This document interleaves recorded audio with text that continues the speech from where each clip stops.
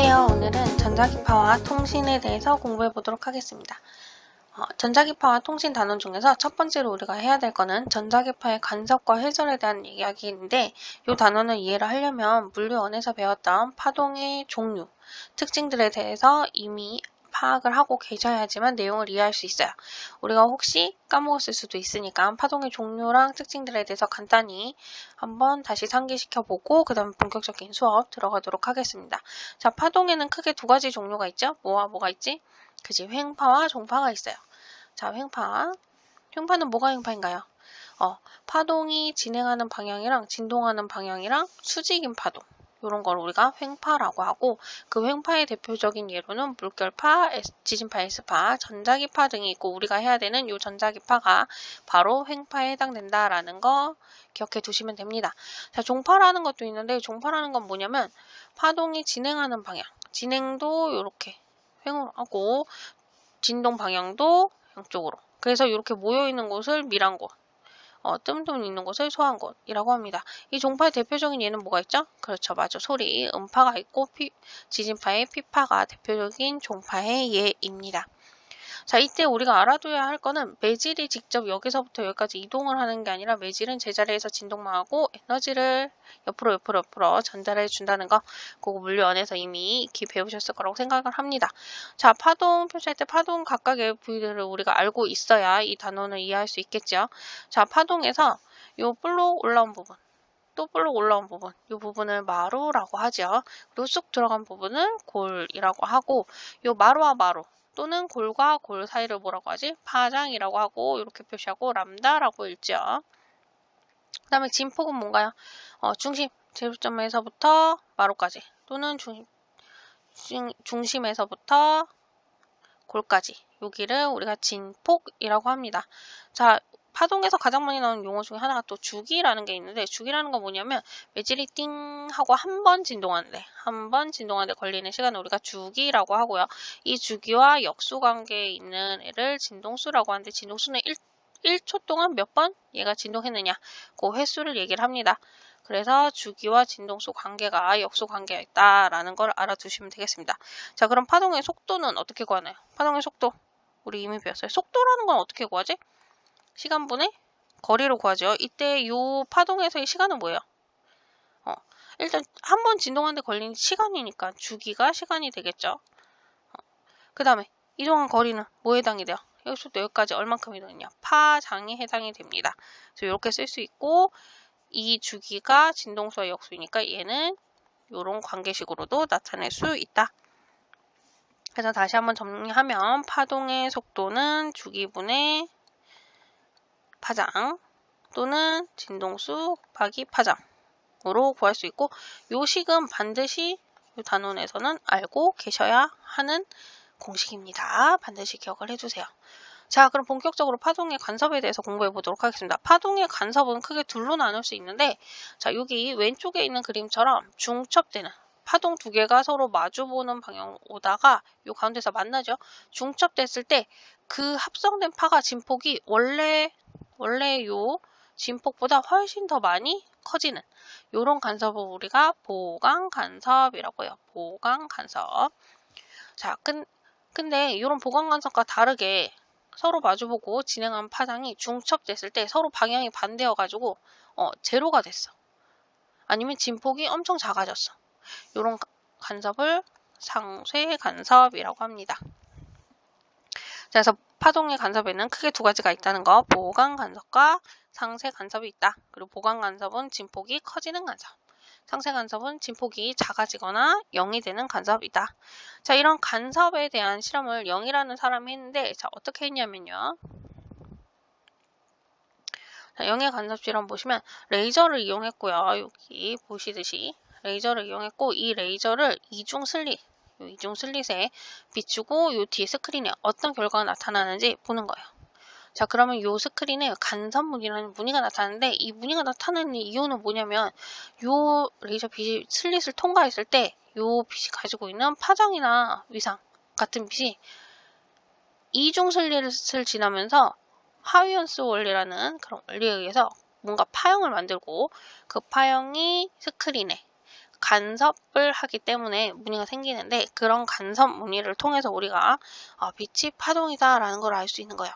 그래서 이 단색광이 다니슬릿을 통과하고 이 다니슬릿을 통과한 빛이 이중슬릿을 통과를 하면서 여기에서 무늬가 생기는데 자, 이 무늬를 선생님이 왼쪽에 다시 한번 써놔 봤습니다. 자, 스크린에 비춰진 파동. 이 무늬를 보시면 이렇게 쭉 들어간 부분이 있어요. 스크린 쪽으로. 여기가 어두운 부분이에요. 어두운 부분. 그리고 스크린과 떨어진 쪽으로 이동한 여기가 밝은 부분이야. 그래서 이 빛의 색 그림을 보시고 여기가 어두운 부분, 여기가 밝은 부분이다 라는 거 기억해 두시면 됩니다. 영의 실험은 이 정도 이해하시면 충분히 할 수 있고 자, 우리가 진짜 해야 된 거는 이 영의 간섭 실험을 해석하는 거예요. 자, 다니슬릿을 통과한 빛이 이중슬릿을 지나면서 파형을 만드는 데 있죠. 구면파를 만들고 이 구면파가 스크린에 간섭을 하기 때문에 무늬가 생긴다라고 했는데 자, 이때 통과한 빛의 경로를 보시면 됩니다. 그래서 이때 이 경로 여기 슬릿 S1, S2 보시고 자, 이 빛이 통과할 때 이 슬릿과 슬릿의 간격을 D라고 했을 때 자, 얘들의 경로차를 보시면 S1, P에서 S2, P를 빼준 게 바로 얘네들의 경로차가 되는 거예요. 그리고 이 경로차는 요 D와도 관련이 있어서 D, 사인, 세타로 나타낼 수 있고요. 자, 이때 요 사인 세타가 굉장히 작으면 어떻게 되겠어요? 그지? 사인 세타 값이 굉장히 작다면 얘는 D, 탄젠트 세타로 또 바꿀 수 있고 요 탄젠트 세타를 바로 X 요 스크린까지 이중슬릿에서 스크린까지의 거리 L과 X로 나타내면 요 델타 X로 나타낼 수 있다. 이렇게 보시면 됩니다. 그래서 밝은 무늬 쪽이 아까 뭐였죠? 아이고 글씨가 안 써지네.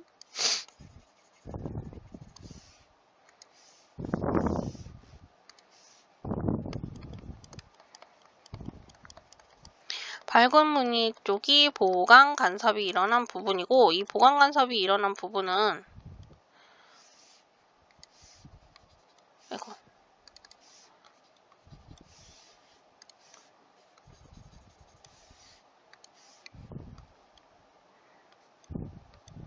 요 S1과 P고 에서 S2P를 빼준 요 경로차가 요만큼이 됩니다.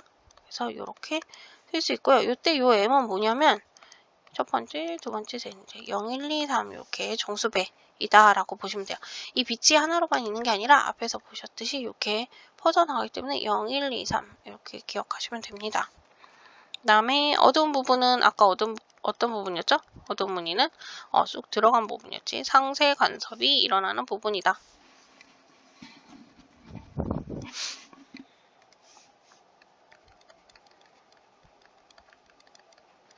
상세 간섭이 일어난 부분이고 상세 간섭이 일어난 부분은 이들의 경로차에 의해서 람다로 구할 수 있는데 이때 이 M에 얘는 플러스 1이 붙는다는 거. M은 역시 정수.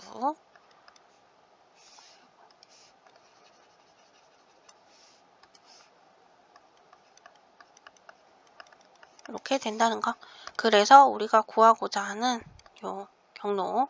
자, 파장은 아까 L이 뭐였죠?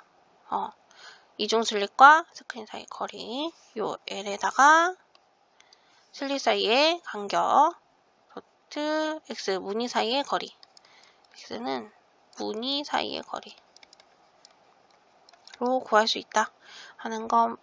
요 계산 과정만 조금 꼼꼼히 보시면 됩니다. 자, 그 다음에 간섭은 막에 의한 간섭도 있는데요. 막에 의한 간섭의 대표적인 예가 뭐가 있냐면 비누방울이 있어요. 비누방울처럼 이렇게 얇은 막에 생기는 무지개, 무늬도 간섭 현상이라고 볼 수 있습니다. 자, 공기 중을 지나는 빛이 요 얇은 막을 경계로 경로차가 발생을 해서 우리 눈에 들어오면 그 눈에 간섭 무늬가 생기게 되는 거예요. 그래서 이런 비누방울이 막에 의한 간섭의 대표적인 예다라고 보시면 됩니다. 자, 이번에는 파동의 회절에 대해서 공부해 보도록 하겠습니다. 자, 파동의 회절이라는 거, 일단 회절이라는 건 뭐냐면 파동이 진행을 할 때 어떤 요런 간격 같은 장애물을 만나거나 어떤 벽 같은 장애물을 만나면 그 장애물의 뒤쪽으로 파동이 전파되는 현상을 우리가 회절이라고 하는데, 자, 요 그림 보시면 여기 벽이 있죠. 어떤 학생 2명이 막 소곤소곤소곤 이야기를 하고 있어. 그럼 벽 뒤에 있는 사람이 너무 잘 들려요. 왜냐면은 요 파동이 빵으로 이렇게 이동을 하는데, 요때 얘가 벽을 잘 넘어서 이 뒤쪽까지 전달이 된다는 얘기예요. 요것도 마찬가지예요. 양쪽으로 이렇게 벽이 있죠. 요 물을 통과를 할 때 이 통과하는 물 또는 공기가 요렇게 퍼져나와서 양쪽으로 퍼져나갈 수 있다. 요 장애물의 뒤쪽으로 전파가 된다 하는 거예요. 자, 이런 회절이 잘 일어나려면 조건이 필요해요. 뭐냐면은 그 파의 파장이 길거나 장애물의 요 슬릿이라고 하면 요 슬릿의 폭이 좁을수록 회절이 잘 일어납니다. 그래서 슬릿의 폭이 넓을 때는 이렇게 이런 모양을 띠는데, 폭이 좁으면 조금 더 선명하게 회절이 일어나죠. 파장이 길면 이렇게 굵직굵직하게 일어나는데, 파장이 짧으면 또 이렇게 일어나. 그래서 파장이 길수록 슬릿의 폭이 좁을수록, 요게 아니라 요거 좁을수록 회절이 잘 일어난다 라고 알아두시면 됩니다. 회절의 대표적인 예는 뭐냐면 우리가 흔히 라디오 할 때 AM, FM 얘기하죠. 그때 FM보다는 조금 더 긴 파장을 가진 게 AM이야. 그래서 AM이 FM보다는 더 잘 된다. 왜냐하면 AM 방송이 파장이 긴 장파니까는 FM 방송보다는 더 멀리 전달이 되는 거고, 자, 담벼락 뒤에 사람이 보이지 않아도 목소리 들린다. 바로 요 경우죠. 담벼락 요 뒤에서는 앞에 누가 있는지 모르겠지만 소리가 더 잘 들려. 왜냐면 담 뒤에 있는 사람은 보이지 않아도 목소리는 잘 들린다는 거야. 빛의 파장이 굉장히 짧으면 회절이 잘 일어나고, 소리는 빛보다는 파장이 기니까.